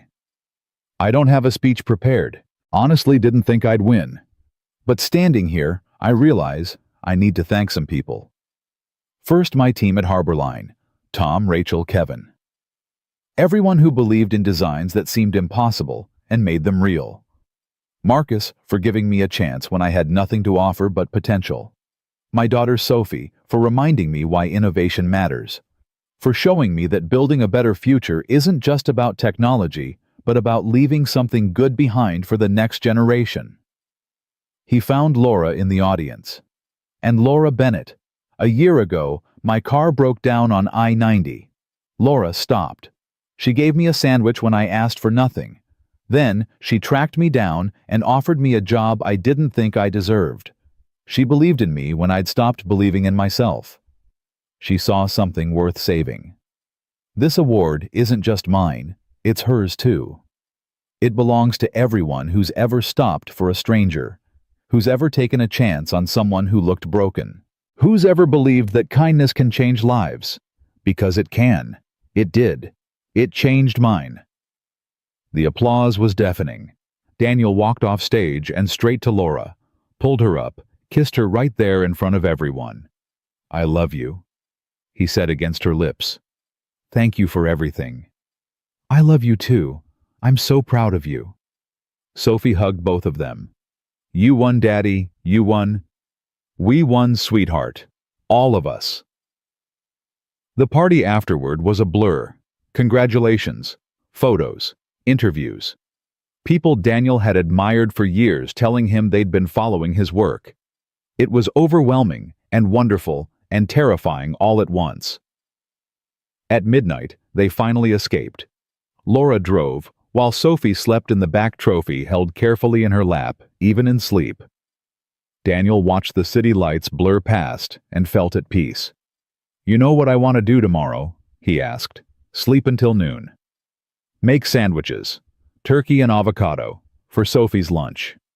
Laura laughed. "Full circle, huh?" "Something like that. One sandwich changed my entire life. Seems right to honor that." "You're a sentimental engineer, Daniel Walker." "I'm a grateful man who got a second chance at everything." The next morning, Sunday, they did exactly that. Made sandwiches together in the kitchen. Sophie helped spreading avocado very seriously. They packed 3 lunches, one for Sophie's field trip Monday, one for Daniel, one for Laura. "Why are we making so many?" Sophie asked. "Because sandwiches are important," Daniel said. "They're not just food, they're symbols. They represent kindness and generosity, and the idea that sometimes the smallest gestures have the biggest impact." "That's deep, Daddy." "I learned it from someone smart." They ate breakfast together. Pancakes because Sophie insisted it was still celebration time. Then they went to the park, played on the swings, fed ducks at the pond, did all the ordinary things that made life worth living. That afternoon, while Sophie played with friends, Daniel and Laura sat on a bench watching. "I've been thinking," Daniel said, about what you asked me, about where this is going, about intentions and plans in the future." And Daniel reached into his pocket and pulled out a small box. Laura's breath caught. "I don't have a big romantic gesture planned. No fancy dinner, no rose petals, just this moment, just honesty." He opened the box. Inside was a simple ring. Elegant. Perfect. "Laura Bennett, you saved my life in every way a person can be saved. You believed in me, loved my daughter, became family, made me want to try again. I can't promise perfect, can't promise easy, can't promise anything except that I will love you every single day for the rest of my life. Will you marry me?" Laura was crying. Happy tears. Overwhelmed tears. "Yes. Yes, of course. Yes." Daniel slipped the ring on her finger. It fit perfectly. They kissed while Sophie ran over, having noticed something was happening. "Did you ask her? Did you ask her?" "I asked her." "And?" "She said yes." Sophie threw her arms around both of them. "Finally, I've been waiting forever. Now we're a real family." "We've been a real family for months, sweetheart." "I know, but now it's official. Now everyone knows." That evening they called Laura's parents. Called Tom and Marcus. Called everyone who mattered. Shared the news. Accepted congratulations. Made plans for a small wedding. Something simple. Just family and close friends. Nothing fancy. Just real. Later, after Sophie was asleep, Daniel and Laura sat on the couch. Her head on his shoulder. Her hand in his. The ring catching light from the lamp. "Can I tell you something?" Laura asked. "Anything." "That morning on the highway, when I first saw you. I knew.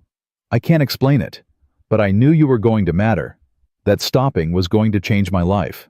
I thought maybe you'd help our company. Never imagined you'd become my whole world." "I knew too. Not consciously. But when you showed up at my door tracking me down like some kind of determined detective, I knew you were either going to ruin my life or save it. Turns out it was both." You ruined my careful, safe, small life, and you saved me from staying stuck in it forever. No regrets. Not a single one. They sat in comfortable silence. The apartment was quiet. Outside, the city lived and breathed. Inside, a family rested, healed, whole. Months passed. Spring arrived with cherry blossoms and wedding plans. They decided on May. Small ceremony in Laura's parents' backyard. Sophie as flower girl. Tom as best man. Laura's sister as maid of honor. 60 people. Simple vows. Real promises. The morning of the wedding, Daniel woke early. Couldn't sleep. Too much joy. Too much gratitude. Too much everything. He went to Sophie's room. She was awake too, staring at the ceiling. Big day, huh? He sat on her bed. The biggest. You're getting married. We're getting married. All three of us. We're becoming an official family. Were we not official before? We were official in our hearts. Today, we're official in the eyes of the world. Sophie sat up. Daddy, can I tell you something? Always. I'm happy. Really, really happy. But sometimes I feel guilty for being happy. Like I'm forgetting Mommy.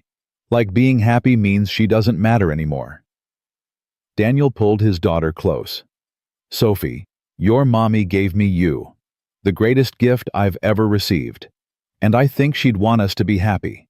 I think she'd want us to find joy and love and family even after losing her. Being happy doesn't erase her. It honors her. It says that the love she gave us was strong enough to help us heal. Strong enough to help us try again. That's not forgetting. That's remembering in the best way possible. You think she'd like Laura? I know she would. They're both strong, kind, smart women who saw something in me worth believing in. They're both people who make the world better just by being in it. Yeah, your mom would absolutely love Laura. Sophie nodded. Okay, then I'm all in. No more guilt. Just happy. That's my girl. The ceremony was perfect in its imperfection. Laura's nephew dropped the rings. Sophie threw flower petals with so much enthusiasm half of them hit guests. Daniel's voice cracked during his vows. Laura cried so hard she could barely speak during hers. But when the officiant said, "You may kiss the bride," and Daniel kissed Laura while Sophie cheered and everyone applauded, everything was exactly right. At the reception, Sophie gave a speech. Hi everyone. I'm Sophie, and I'm 8 years old, and today my dad married Laura, and I got a new mom. And I just want to say that love is really cool because it doesn't run out. You can love people who aren't here anymore, and people who are here right now, and it all fits in your heart. My first mom was amazing, and I miss her every day. But my second mom is also amazing, and I'm so lucky I get to have her. So everyone should eat cake and dance and be happy, because that's what today is about. Being happy and being family. There wasn't a dry eye in the room. Daniel held Laura's hand and watched his daughter beam with pride. How did we get so lucky? Laura whispered. I stopped for a car on the highway. You gave me a sandwich. The universe decided to reward us. They danced, all three of them together. Sophie between her parents laughing as they spun her around. Then Daniel and Laura alone swaying to music, while Sophie danced with her new grandparents. I love you, Mrs. Walker, Daniel said. I love you too, Mr. Walker. Both of you. My whole heart. Our whole hearts right back. 1 year later, almost to the day, Daniel had first stopped for Laura's car. They stood in the Harbor Line parking lot, watching the 100th production vehicle roll off the line. Sophie was there 9 years old now and obsessed with becoming an engineer like her dad. Daddy, when I grow up, can I design cars? You can design anything you want, sweetheart. Rockets, buildings, robots, whatever makes you happy. I think I want to design something that helps people, like you did. Laura wrapped her arm around Daniel's waist. She gets that from you. The wanting to help. She gets it from both of us, from all her parents, from everyone who's shown her that kindness matters. Marcus walked over with a photographer. Family photo for the company history. They posed together. Daniel, Laura, and Sophie. 3 people who'd found each other in the most unexpected way. 3 people who'd built a family from broken pieces and second chances. The photographer snapped pictures. Then Sophie ran off to explore the factory floor with Tom's kids. Laura and Daniel stood together watching the production line. "You know what's wild?" Daniel said. "A year and a half ago I was fixing cars for sandwiches. Had no hope, no plan, no future. Now I've got all of this. The job, the family, the life I thought I'd lost forever." "You didn't lose it. You just had to wait for the right moment to find it again." The right moment, the right person, the right turkey and avocado sandwich. Laura laughed. "Are you ever going to let the sandwich thing go?" "Never. That sandwich changed my life. I'm going to tell that story to our grandkids." Our grandkids. Eventually, way down the road, when Sophie's grown and settled and ready to make us feel old. I like the sound of that. Grandkids. Growing old together, all of it. Me too. They stood there watching cars being built, watching the future take shape, watching their daughter explore with curiosity and joy. And Daniel thought about how far he'd come, from broken to healing, from alone to surrounded, from survival to living. All because of a breakdown that wasn't really a breakdown at all. All because of a woman who saw someone struggling and decided to help. All because of a sandwich and a second chance and the belief that kindness could change everything. And it had. It really had. That night after Sophie was asleep, Daniel found Laura in the kitchen making sandwiches for the next day's lunches. He wrapped his arms around her from behind. "You know what I was thinking?" "What?" "We should make this a tradition. Every week, make sandwiches together. Turkey and avocado. Remember where we came from. Remember what matters." Laura turned in his arms. "You're such a sentimental engineer." "I'm a man who understands the value of small gestures. Who knows that sometimes the smallest acts of kindness ripple out in ways we never expect. One sandwich, one moment of generosity. And look what it built. A family. A life. A future. All of it." Daniel kissed her softly. "All because you stopped. All because you were worth stopping for." They finished making sandwiches together in the quiet kitchen. Outside, Chicago lived and breathed and continued its endless motion. Inside, a family that had been broken and lost and wandering had found its way home. Not to a place, not to a building, but to each other. And that Daniel thought, as he wrapped up Sophie's lunch, placing it carefully in her backpack, beside her homework and her permission slip for next week's science museum trip, that was the real miracle.